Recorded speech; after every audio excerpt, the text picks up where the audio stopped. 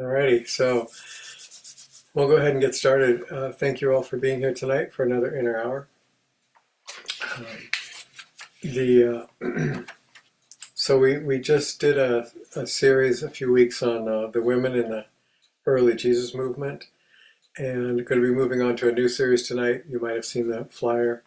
Um, so if you have questions about any of the things we discussed in the women series, or things you wish I would have discussed we didn't get to that you might want to ask me, just email me.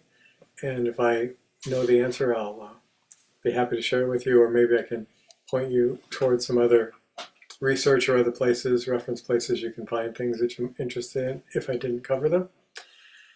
So this new series, I'm not sure how long it will last. A couple weeks anyway, a few weeks, maybe a month, I'm not sure. But anyway, the new series is on understanding the parables. And so I'll be talking about that tonight. And I want to remind people that if you miss one and you can't be present or something and you want to see it, these are recorded and then they're posted on One by One's YouTube channel. So you can always watch them there, or if you wanted to rewatch one, you could do that. Or if you wanted to share it with somebody, a link or something, you could do that as well. So probably you all have that information. If you don't, again, email me and we'll send you the how to find us on the YouTube channel. There are a lot of other things named One by One on the internet besides us. So, but we do have a YouTube channel where we post these programs. Okie dokie. So to get started tonight, I'm going to do what I usually do here on this end and take a moment and light the candle, reminding me of that eternal light within all of us. And so if you haven't had a chance to kind of unwind from the day or the week yet, just take a brief moment to do that.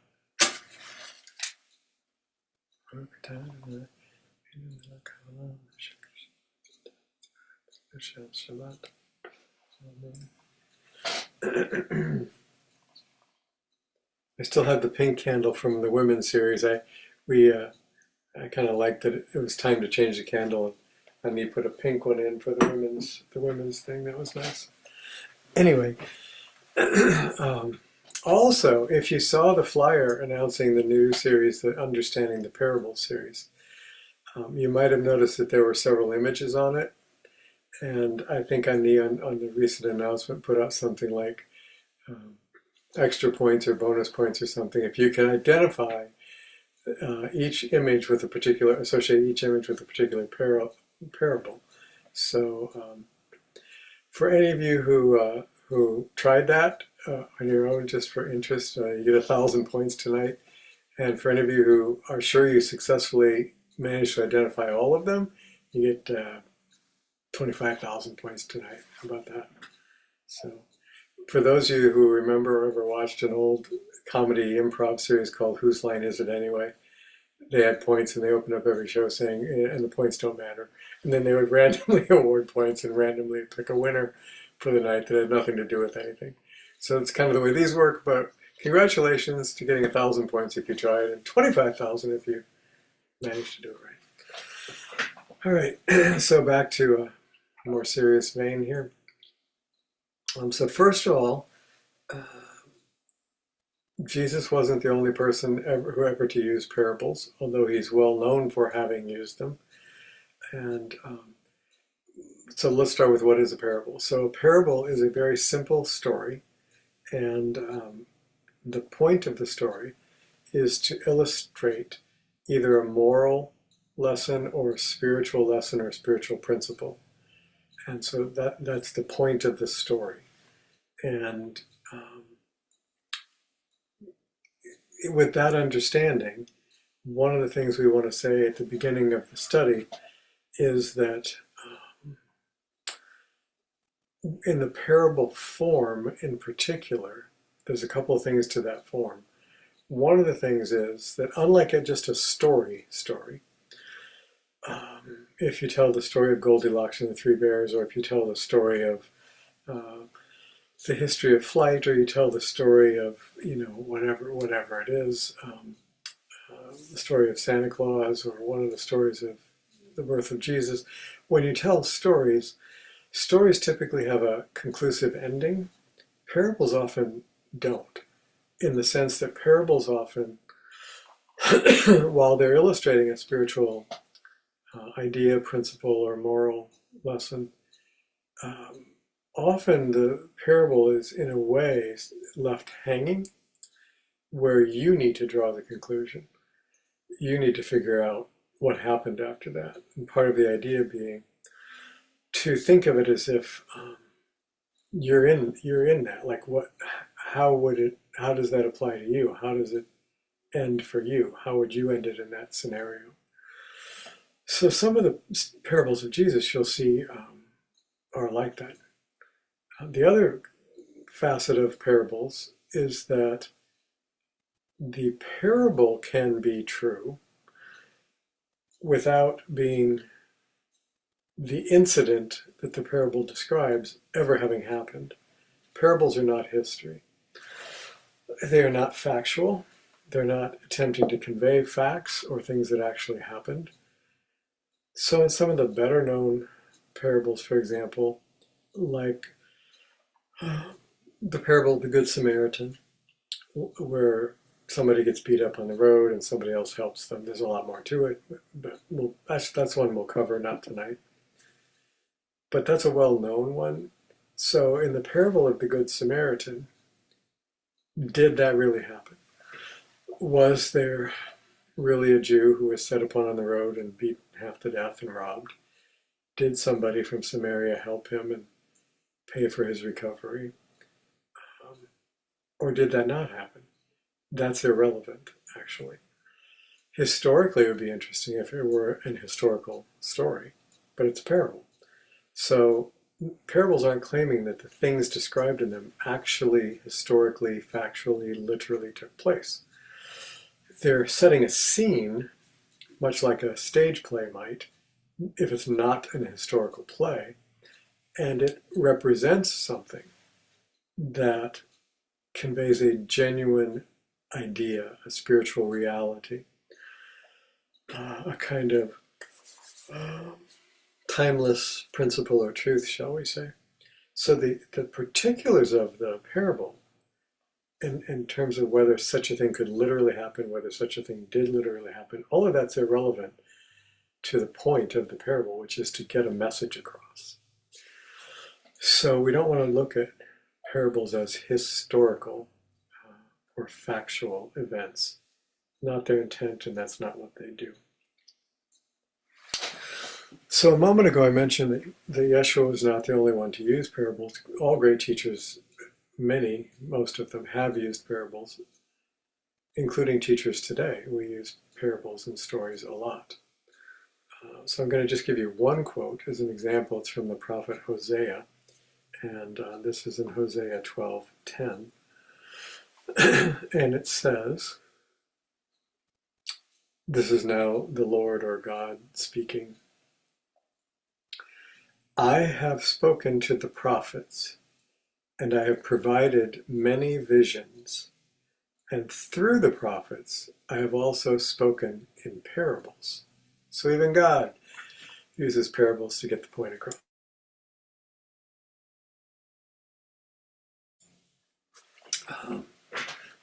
Now, that's kind of the nature of parables. So, to begin, before we get into any specific parables, why did Yeshua choose to use parables? Where did he use them? When did he use them? So, I'm going to tell you in his own words why he did that and where he does it. The two things I'm going to quote to you are from the Gospel of Matthew, but this same thing is said in the other Gospels as well, in different places, but basically the same version. So this is Matthew 13:34, and it says, all these things Jesus spoke to the crowds in parables, and he did not speak anything to them without using a parable. So there's our first clue. he uses parables with crowds, not talking one-on-one with somebody, not in small groups, not with his own group of apostles or his disciples, but to the crowds. So it's further clarified also in Matthew, also chapter 13. This is verses 10 through 13. The disciples afterwards, he'd been teaching in parables, to the crowds, not to the disciples. And this is where the quote begins. And the disciples came up to him afterwards and said to him, "Why do you speak to them in parables?" So they're now specifically asking him, why are you telling them these stories? And the kind of subtext of that isn't stated is, why aren't you just speaking directly to them like you do us? Why are you telling them all this in story form? And Jesus answered them and said, "To you it has been granted to know the mysteries of the kingdom of heaven, but to them it has not been granted. Therefore, I need to speak to them in parables, because while seeing, they do not see, and while hearing, they do not hear, nor do they understand." So that's an important teaching in itself. Pause 1 second while I take a sip of tea here.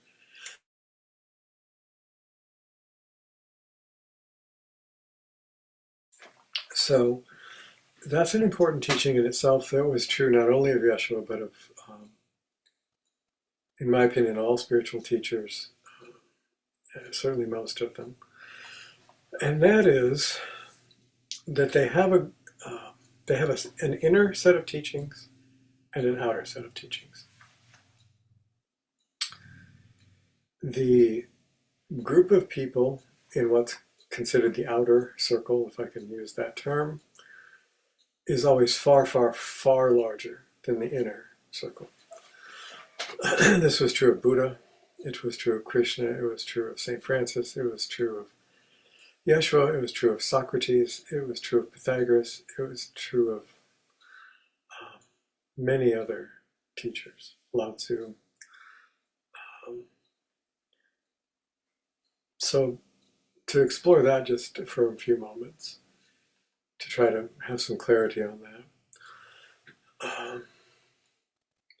What Yeshua is saying, as I understand it, and as I experience it when I teach, and as other great teachers have talked about also, when you get to really confronting directly the Spirit of God, the nature of life, when you actually begin to explore in depth the mysteries of life, where do we come from?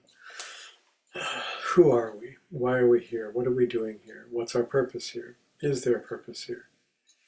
If there's a creator, what's the creator's nature? How did the creator create? What's the attributes of the creator? How does the creator relate to us? How does the creator interact with us? What happens after death, if anything? Are there successive lives, re-embodiment, reincarnation? Is there nothingness? Do we just dissolve back into non-existence? Is there a heaven and a hell? Are there multiple heavens? Are there different kinds of lives? What are there?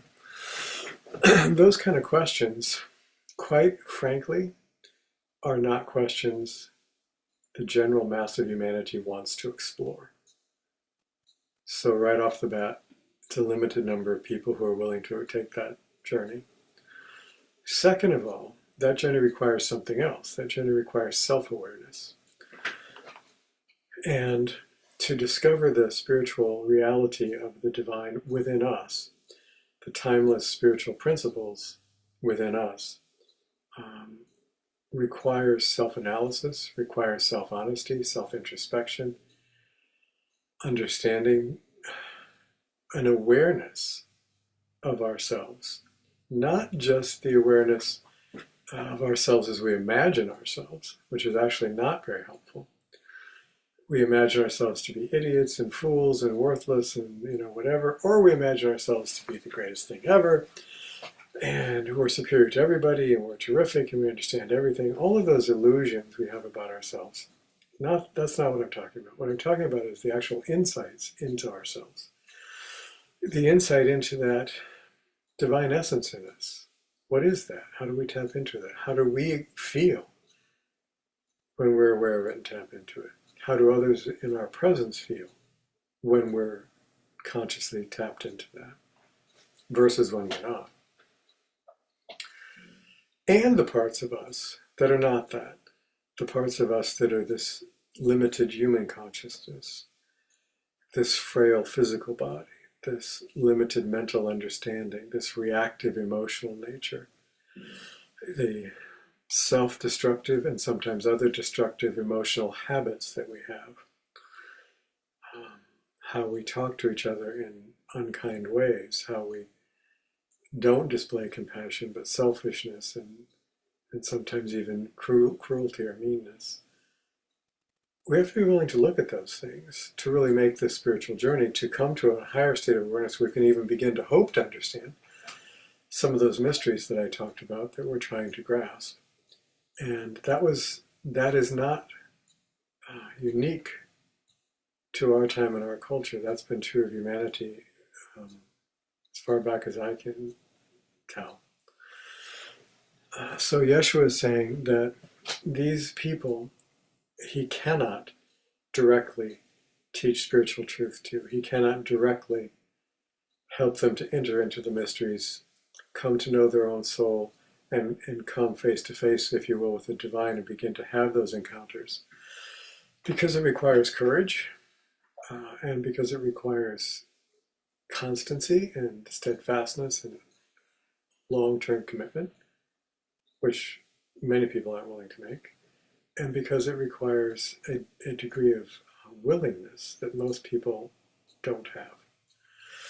So the way teachers work outside that inner circle is to tell stories that inspire, stories that illustrate ideas and principles that are easier to grasp in story form when I'm telling you a story about somebody else and how they screw up and how it causes them problems and then how they suffer from it and then how they have an awakening from that suffering and then how they begin to realize, oh my God, I don't want to do this to myself or this person I love anymore. I don't want to be like that. And they go through a transformation and there's spiritual growth there. When I tell you about somebody else going through that, you can hear it better than when I tell you about what you're doing and going through it. And the same with me. I hear it better when it's third person somewhere. So teachers convey ideas that are more palatable to the public at large in story form. And also the thing about parables is they're genuinely not super long. They're not book-length parables. You know, they're short stories at best and even better paragraphs or a few paragraphs. They're not real long. Why is that? Because making one point at a time in a clear way is better than making 100 points over such a long period of time that several of those points get confused or wound up together or lost. And first and foremost, because people's attention span isn't long enough to pay attention that long. So we want kind of soundbite truth, and parables are a great vehicle for doing that. So that's why. And the idea of seeing but not seeing, being able to see but not seeing, being able to hear but not hearing, is something the prophets themselves, Isaiah in particular, and others, also verbalized. Moses verbalized, Yeshua verbalized. A common experience spiritual teachers have, common observation probably most of us have about others, and sometimes about ourselves we have that too. So there's this inner and outer circle. And to go one step further before any particular parable, which I will get to in just a couple moments.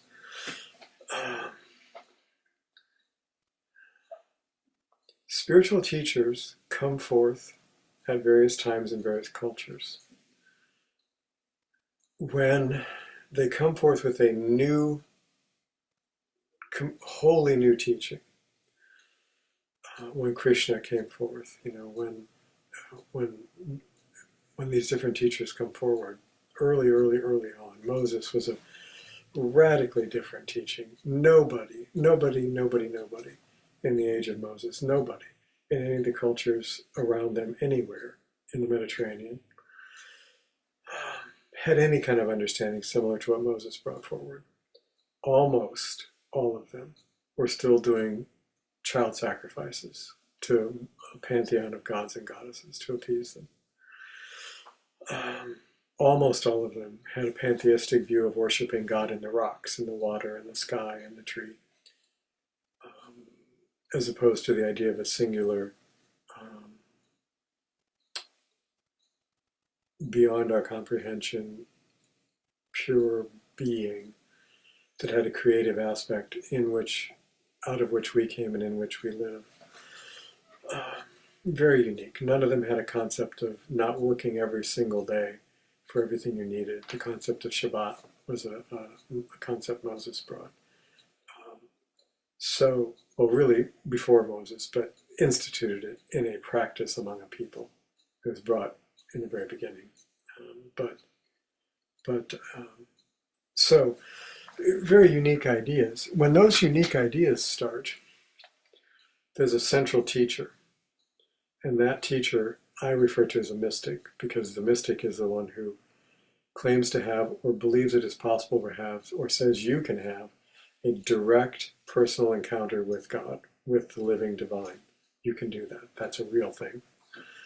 People who don't believe that aren't mystics. They're something else. They're skeptics or atheists or agnostics or whatever. So being the mystic in that way that he was, Moses brought that forward. And when a new teacher comes forward with a new revelation like that, a group forms around them. And they have an inner circle who they teach very directly what they know and how they know it and how these disciples can come to know it. Then they have a further out group of people who believe in them and follow them, but don't quite apply everything and don't quite have the willingness and commitment. So they're kind of the more outer disciples as opposed to the inner core. And they're less stable and more in and out than this core solid group.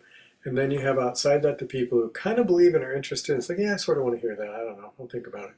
But they're not really practicing much of anything. And then you have the outside group that doesn't know anything what you're talking about. So there are these progressively teachings from inner to outer more. And the further out you get, the more story-like they become, the more mythological they become, and so on. Now this teacher exists for a while, and they have this core group. And that teacher then dies at some point. And the core group, some of them continue because they're younger or they're luckier or whatever. They continue for a while, usually for a generation or two. That's about it. And then they have other people that study with them that become their inner core, and then a slightly more outer core, and then a really outer core, if you are following this progression. And then that group eventually dies off. So within a generation or two of the original teacher, they're all gone. And those who knew them are all gone. And there's nobody left who even knew anybody who ever knew anybody who knew them. And at that point, we're now far enough down the road that people want to start remembering what they said, and they start writing it down. Up to then, it's been oral teachings, oral transmission, oral stories, the oral Torah in Judaism. At that point, when they start writing it down, everybody has different ideas and different memories. So there's some conflict about that, because this is now usually a generation or two later when it's written. True of Buddha, true of Jesus, true of Moses, and so on. Some were written early in the Moses era, but mostly not. So anyway, as it gets further down the line, then what happens is they begin to have as much as they can remember written down, and they collect all these texts. And then somebody says, we need to get them all in one place so everybody, all of us can study them, and then when we're gone, we can pass the book on, and now they have the book, and it has all these stories, and they'll know what's going on. So then there's an argument over what's in the book. No, your memory is not mine. Mine is. So mine should go in, but yours isn't because you don't get. Well, your memory may be fine, but your understanding of that's not right. This isn't the way Moses was at all. But my understanding of it, that's right. It should go in, yours shouldn't. So now there's arguments about codifying into what's called a canon, a finalized collection. When the Jewish writings were canonized and became the final Jewish Bible, nothing else was added or taken away. The New Testament, when that same thing happened, and all the other scriptures around the world. Now you have a written religion with an officially accepted set of rules and regulations and teachings and book, and now you have followers who believe that, and they have the right way, and now you have orthodoxies and the people who believe a lot of that but not quite, and you have heresies. And now you have established religion. That all started with a single spiritual teacher or mystic. And then those go on. And the further they go on, typically, the further they get away from what that original mystic actually taught. Okay, this is the last piece, and we'll do the starting to the parables. The other time the spiritual teachers come along is they come along after there's been an established religion. And it's been there a long time.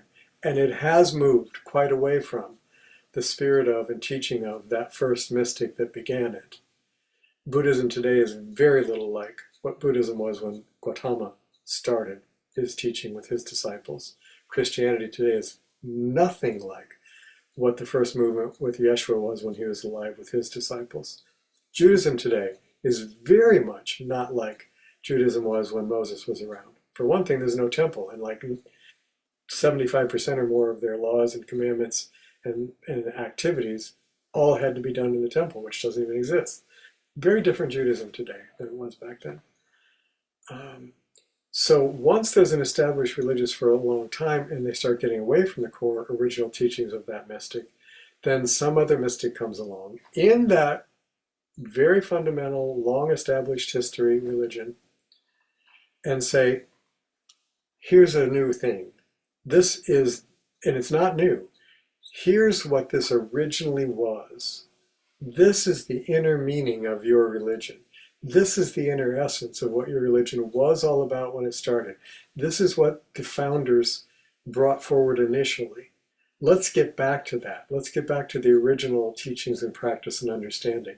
And they start a reform movement within a tradition, which is what Yeshua was doing in Judaism of his day. He was not starting Christianity, never started Christianity, never started a church, never stepped foot in a church. There were no churches.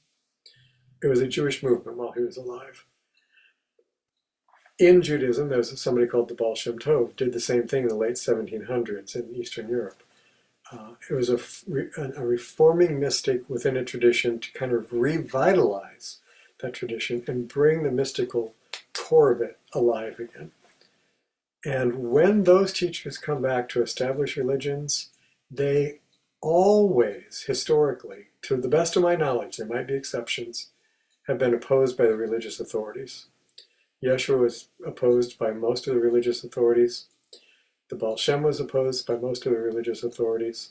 Buddha was opposed by the Hindu, Brahmin caste authorities. To the point his life was threatened, he had to flee to China. That's the kind of typical pattern of what happens. That brings us to the first parable. And how many parables are there, by the way? We're not going to do all of them in this series. It depends on how you count them, because sometimes he tells real short stories and people go, ooh, that's a parable. And sometimes he gives examples and people go, ooh, that's a parable. Not everybody even agrees on which ones are parables, but kind of traditionally, most scholars have identified 46 distinct parables in the New Testament that Yeshua told. We will not be doing all of those. So let me tell you the first one we're going to do. The first one is in Matthew 9, and it's, I'll just read you parts of this, but it's in Matthew 9 if you want to find it. And it has two different examples within the same parable. So I'm just going to read you these parts. No one sews a patch of new cloth onto an old garment, because the patch will pull away from the garment and make the tear even worse.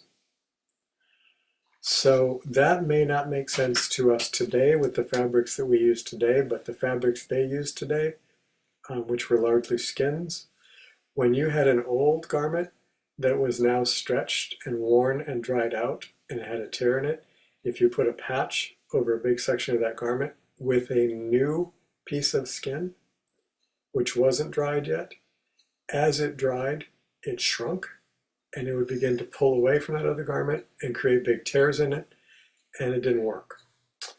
Here's a more commonly known one from this same section of Matthew, same parable. Nor do men pour new wine into old wineskins, because if they do, the skins will burst, and the wine will run out, and the wineskins be ruined. No, they must pour new wine into new wineskins. That way both the old and the new are preserved. So that's the parable of the wineskins. One more thing I didn't say about parables is, for a parable to be effective, it has to contain references that are super familiar to the audience. When was the last time you used a wineskin or made wine? Not familiar to you, more than likely. When was the last time you made clothes out of skin and had to patch them? Probably never, not familiar to you. Here's right away a problem with Yeshua's parables.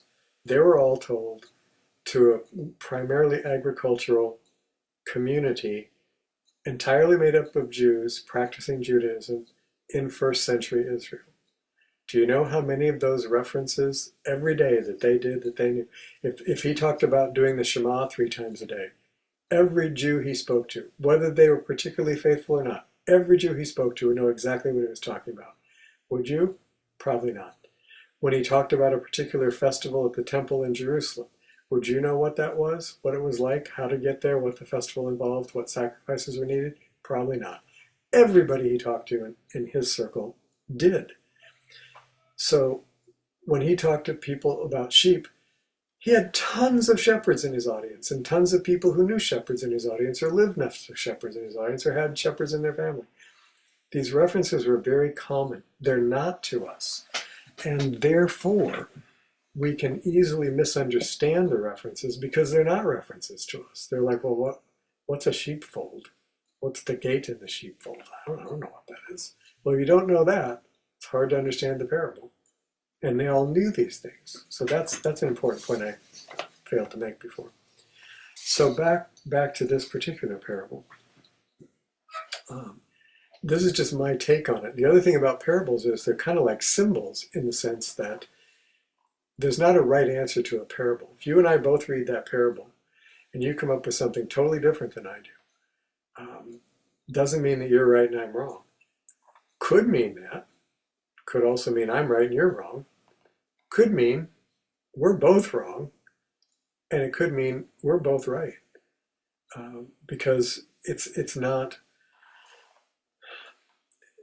it is to get us thinking about spiritual realities, to begin to open up to them. And we're all different, so we approach them different ways. You could read a parable today and get one message out of it, and read it a year from now and get a different message. Not necessarily contradictory, but perhaps a deeper one or a more embellished, more enhanced one. So for this parable, for me, I think it's significant, and I think it relates to what I was just talking about the inner and the outer teachings. Yeshua's teachings did not fit with the established religious authorities of his day. They were not actually contradictory to them. They were kind of the inner essence of them. But that threatened the people in power at the time, and so they didn't want any part of it, and they considered him adversarial. In the New Testament, also in the Gospel of Matthew, in chapters 5 through 7, there's a section called the Sermon on the Mount.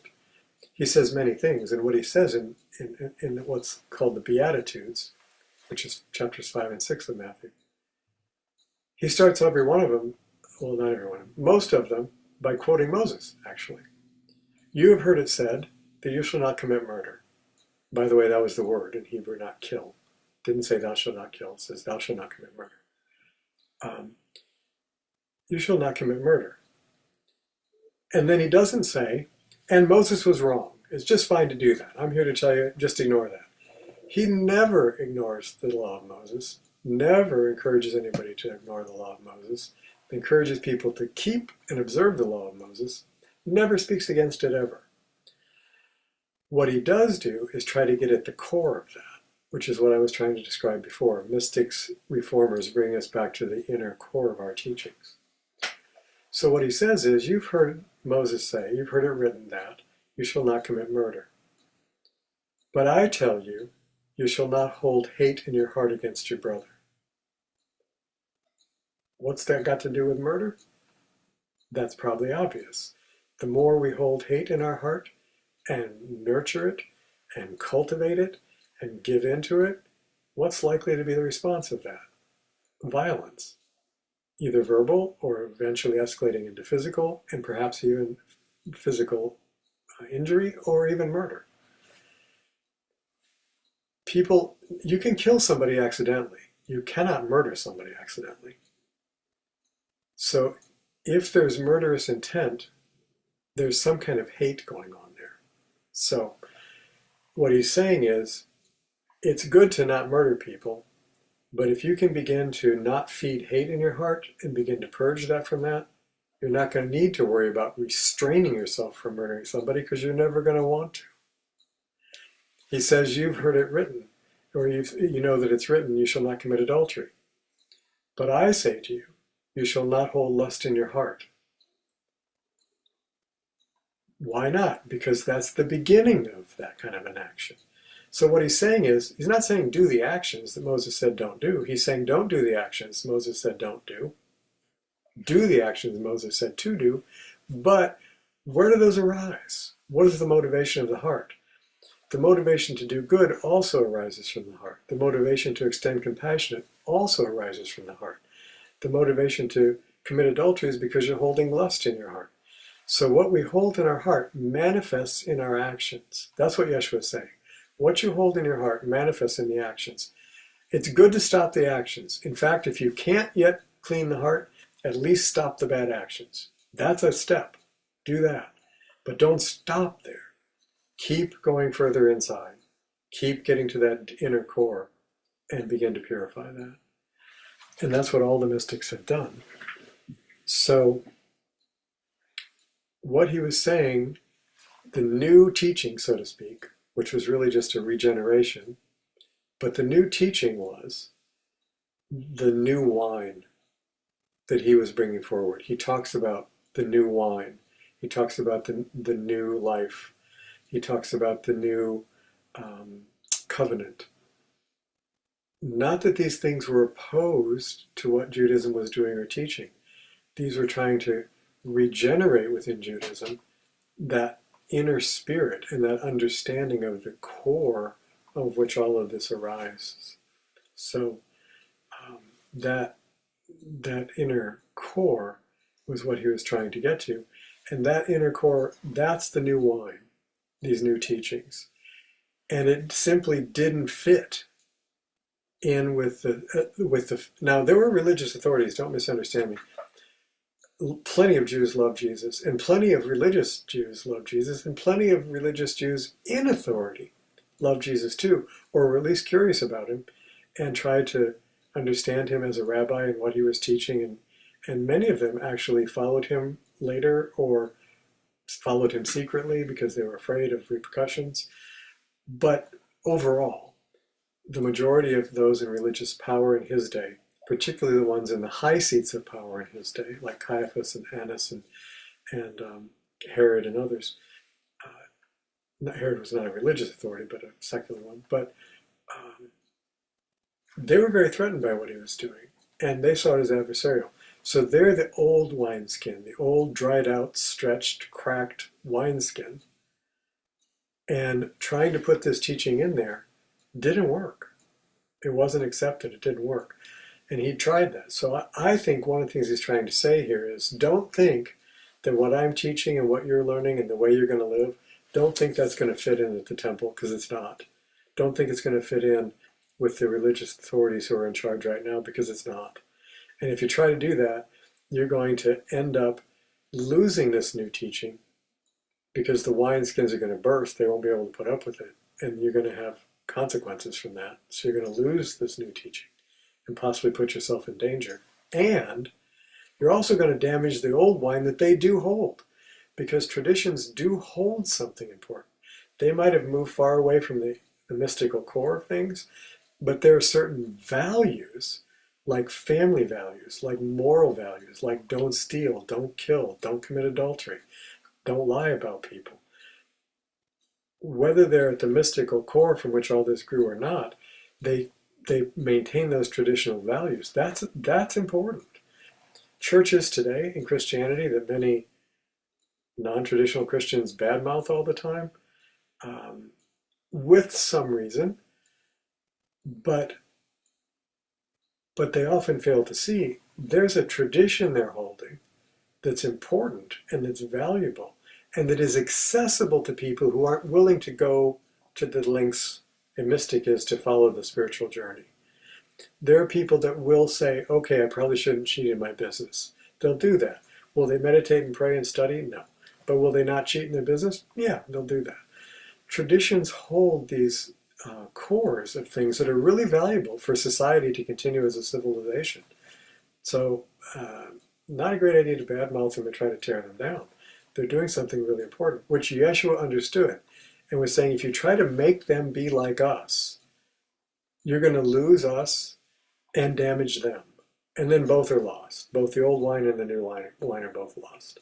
So just put it in a different container. Present it differently to a different group of people, to the people who are ready, to the people who come to you and ask. Present it to them. Don't go confront people saying, you don't know as much as we do, we're going to show you how to do it. Just as if today, you're not going to be going into very traditional, fundamental, literalist churches, or extremely rigid, fundamental, Orthodox Jewish synagogues, and try to present something really radical and understanding that's just going to shake them all up and disturb them and not bring them to the place you are anyway. And it's going to dishonor what they're holding themselves. So Yeshua was saying, don't do that. Let them hold what they hold in their old wineskins. There's something there, and it serves people.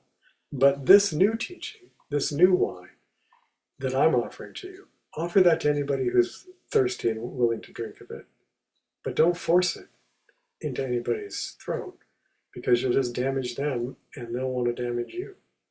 So I think this is sometimes an overlooked teaching in terms of what I consider to be the importance of it, especially at the early stages he's introducing it in his ministry and trying to help people understand that while his teachings are accessible and available to everybody, they're not meant to be pushed on anybody. So that's that one. We'll do one more here tonight. By the way, as always, I should have said this, I suppose, but if you have a question at some point, I know we're not in person here, makes it a little more awkward, but if you have a question or something you really want to comment on at some point in any of these series we're doing on the Inner Hour now, just flip on your camera and your mic and get my attention, or if I miss you, just say something out loud, that'll get my attention. And then you can share your question or your comment with us. I don't have a Q&A segment, so don't feel like you can't interrupt me, because you certainly can. And if we're sitting in a room together, you could ask a question anytime you wanted, or make a comment anytime you wanted. You can do that here too. So just as a reminder, I don't get upset with you interrupting me or feel like, well, who are you? Or any of that nonsense. So there we go. So this is the second parable I'm going to share with you tonight. It's called the Moneylender parable. And this is in Luke, the Gospel of Luke 7. It starts at chapter 30, verse 36. This is a bit longer, so kind of bear with me. It's not super long. But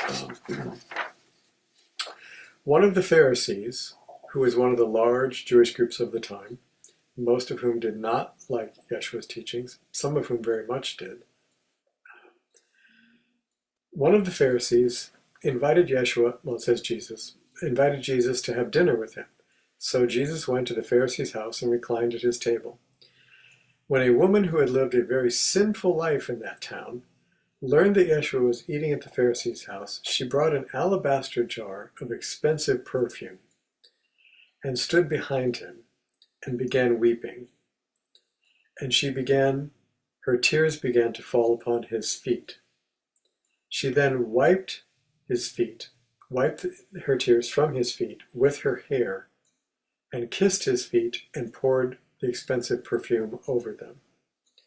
When the Pharisee who had invited him to his home saw this, he said to himself, "If this man were a prophet, he would know who is touching him and what kind of woman she is, because everybody knows what kind of woman she is. She is a sinner." So he's very hostile toward the woman, thinks she has no business touching a holy man because she's such an awful person, probably sexual misconduct in his eyes. That's probably what this was. That's kind of the way it's would have been portrayed. Jesus answered and said, "Simon, I have something to tell you." Wait, I have a question. Yeah, please. If this guy knew that this woman was so, uh, whatever she was so unholy, what was she doing in his house? Right. Well, she came to his house to see Yeshua, according to the text, and this is a hunch. I don't know the answer to that. She may have sneaked in. It may have been a large house. Could have been a wealthy person with a lot of people there. That happened a number of times when Jesus went places. Could also be, remember again the setting, they often ate outdoors. They often cooked and ate outdoors, Okay. like they do in Louisiana now. So let's say they're sitting outdoors and eating around a large table, or even on the ground around on mats, whatever. Because that table didn't literally always mean there was a table. They often ate on mats on the ground. Okay, so he is now absolved of having a fallen So woman. it's possible. I mean, I'm just saying it's possible. She just showed up outside as other people from the maybe neighborhood showed up. I don't know. A good question, but I don't know. So he now is going to tell Simon, who is this Pharisee. So this is where the actual parable itself starts. The other was just background. So Yeshua says this to him. Two men owed money to a certain moneylender. One owed him 500 denarii, and the other owed him 50. So one owed 10 times as much as the other. Neither of these men had the money to pay him back.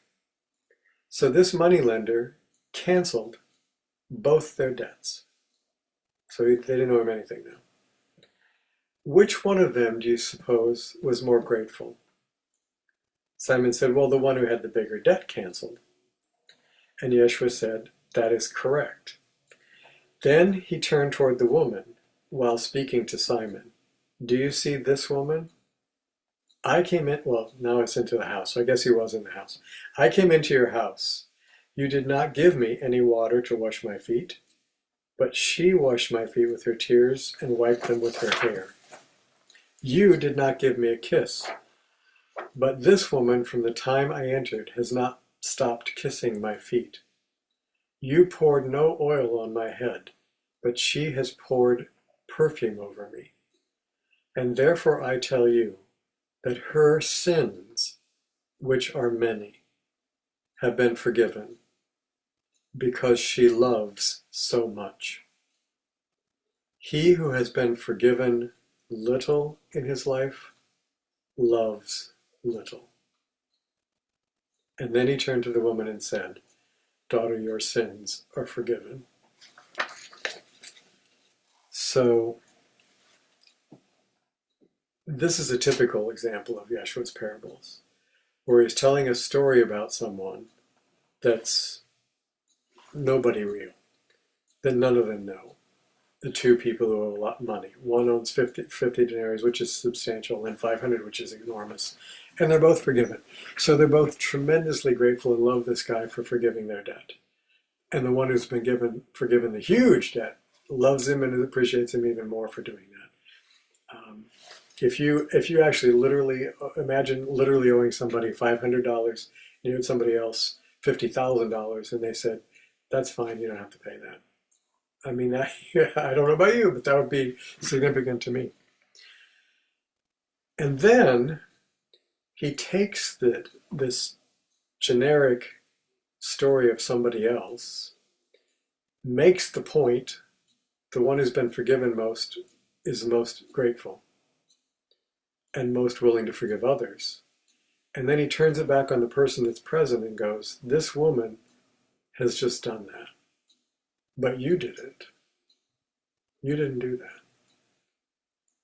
So who do you think is most likely to be more loving and forgiving and accepting? This woman who's been forgiven so much, or you? And the parable stops. And that the person hearing it has to do something with that. Like, is he really saying she's better than me? Is he really saying that? Is he really saying something's wrong with me? I'm a Pharisee. I'm one of the leaders of the people here. What is he saying?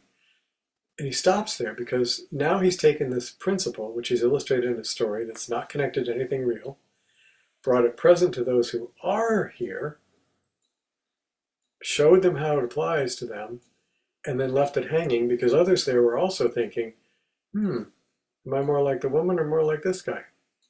You know, how does this fit to me?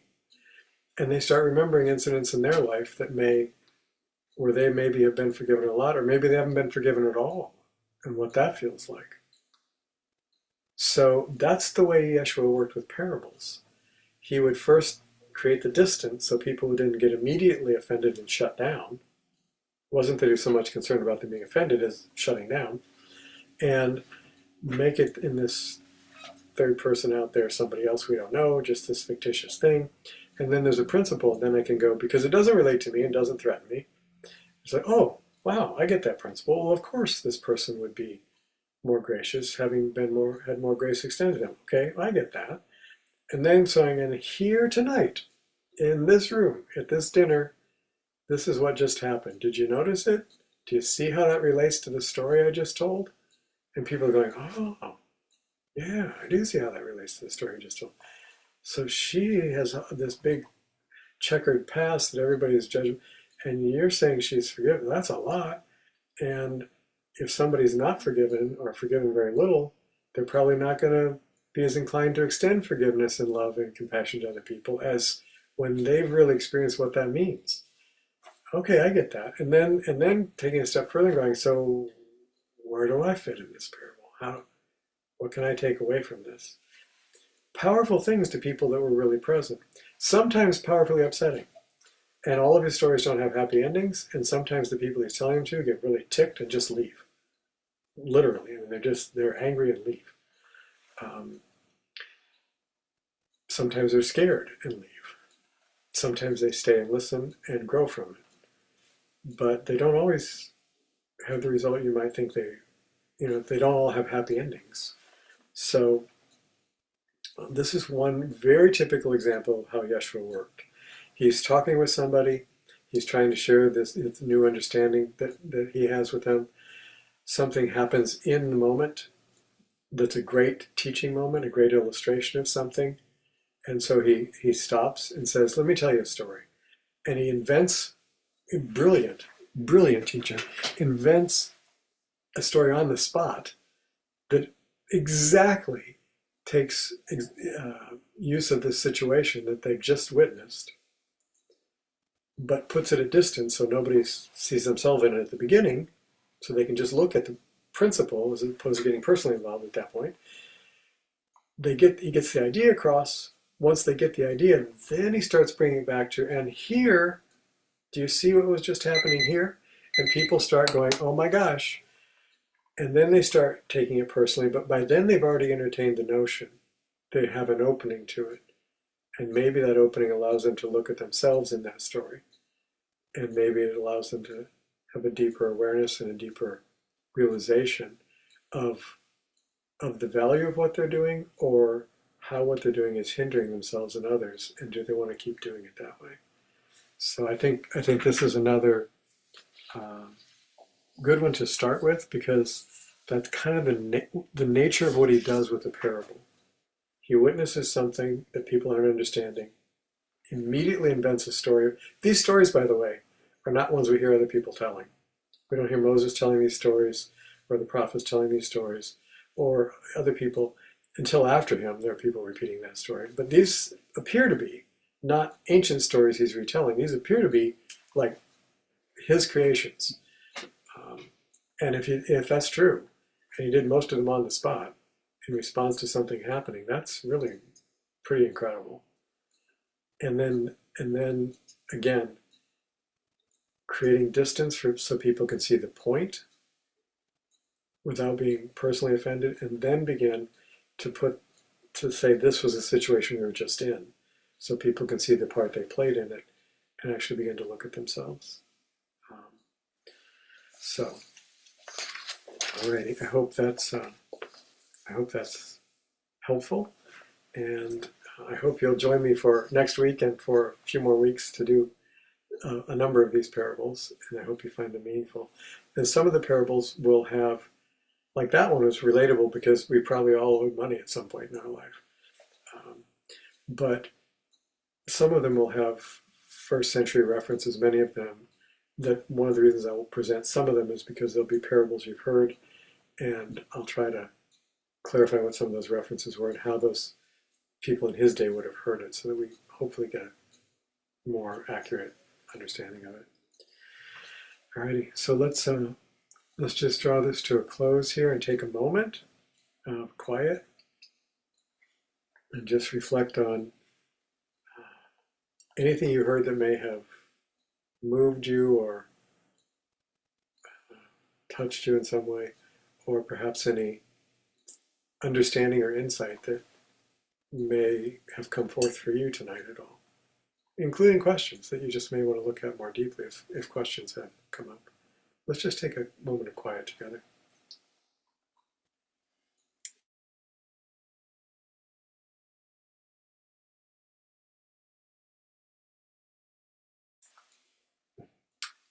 And once again, you're welcome to email me if you have any questions or something you want clarified. If you have a particular parable that really means a lot to you that you'd really like to see me do in this series, you can also email me that, because I could add, if I wasn't going to do it already, I could add that one in. So I hope that you have a wonderful restorative evening and a good weekend. And I hope that all of us this week are blessed with good health. And Happy Mother's Day to all those mothers. yes, thank you for Mother's Day on Sunday. And those of you who may be traveling places for that, may go safely and return safely. And I just want to acknowledge the blessing we have of being able to connect with one another this way, because we're not all in the same location and we couldn't get together physically. So thank God that we have this capacity to do that. And beyond that, thank you for the spirit of love that lives in each of us, that allows us to connect with one another and can connect independent of distance or time. So thank you for one more time being in your presence.